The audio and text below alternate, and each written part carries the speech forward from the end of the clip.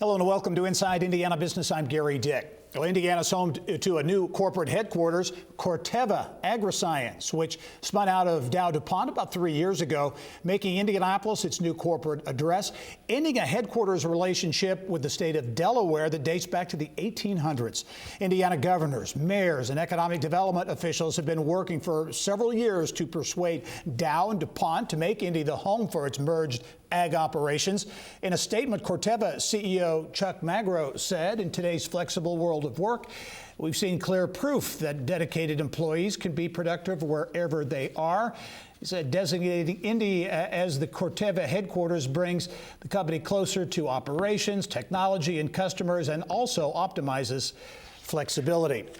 Now, with an inside look at what the move means and how it could impact Corteva's $15 billion global crop protection business already here, pleased to welcome back to the show AgriNovus Indiana CEO Mitch Frazier. Mitch, as always, thanks for coming on. Great to see you, Gary, on a historic week for Indiana. You know, I think it is. I don't think that's an overstatement. When you look at Corteva making Indianapolis its corporate headquarters, it won't necessarily probably mean much in terms of head count or new jobs, but there is real significance to the fact that the corporate headquarters will be here. Undoubtedly, this move by Corteva, I love how Chuck Magro, the CEO of Corteva, framed this, gets us closer to customers, gets us closer to our technology, to our operations.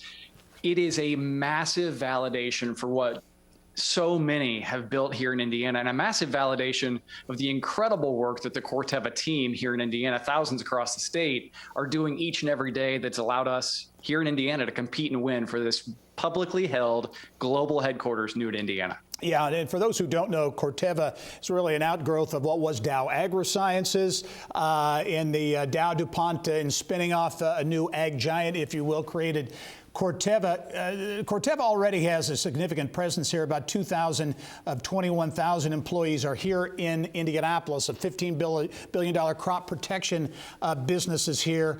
But this really solidifies Indianapolis as a key part of the Corteva business model. And when you think, too, about Elanco making its merged global operations here in Indianapolis, too, that's an amazing 1-2 punch. It absolutely is, Gary. In the matter of 15 months, Indiana has attracted or solidified its position as the headquarters for two globally headquartered, global public companies, their ag bioscience operations. And it's not just the companies. I mean, we're grateful for the investments, so much to come from both of these companies, but the ecosystem that can be created around both of these holds tremendous opportunity for our state. Yeah, and you mentioned the ecosystem and what happens when these types of corporate headquarters are located in a community. An announcement, I think it was this week, with a partnership with High Alpha, right? Was that Elanco and High Alpha? That's exactly right. Elanco made a number of sustainability announcements this week and launched a new company with High Alpha Innovation, an Indianapolis-based venture capital firm, as well as a startup studio focused on greenhouse gases, capturing carbon credits from sustainability efforts in the cattle market. And Gary, this is why it is so critical that we bring together this world of tech and agriculture in Indiana. These worlds are merging, and to have strength, to have now two publicly traded headquartered companies here in ag biosciences, but also the tremendous strength we have in software as a service with our friends at High Alpha and so many across the state. Indiana is well positioned to lead this next chapter of growth in what today is a $52 billion economy here in Indiana. Yeah, and talk about, Mitch, we all talk about week in and week out the need to keep talent here, but also attract new talent into the state of Indiana. To have Corteva with its corporate headquarters here, the kind of statement that makes when companies, other companies, big and small, are going out trying to attract people to come to Indiana.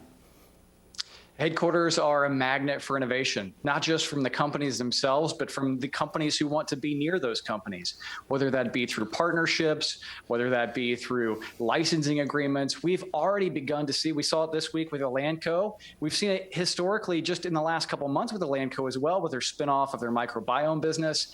These publicly traded headquartered companies, really, really important as a cornerstone or a building block or a foundation for this next generation of the economy. And I'll tell you, Gary, when we look at specifically these two companies, we are building an incredible platform for sustainability innovation in Indiana. Both Elanco and Corteva really committed to the sustainability. Yeah, final question for you, Mitch. $52 billion plus ag bioscience sector in Indiana. How would you assess, I think I know what you're going to say here, especially with these recent announcements, but how would you assess the state of the ag bioscience sector here in Indiana?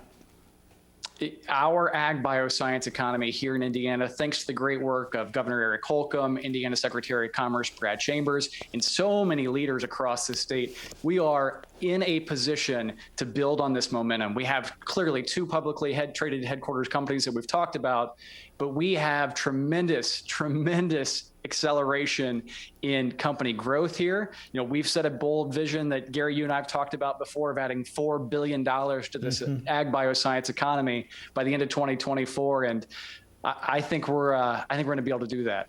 All right, Mitch Frazier, the CEO of AgriNovus Indiana. Big news on Corteva making Indianapolis its corporate headquarters. Mitch, as always, thank you, and we'll see you soon. Look forward to it, Gary. Thank you.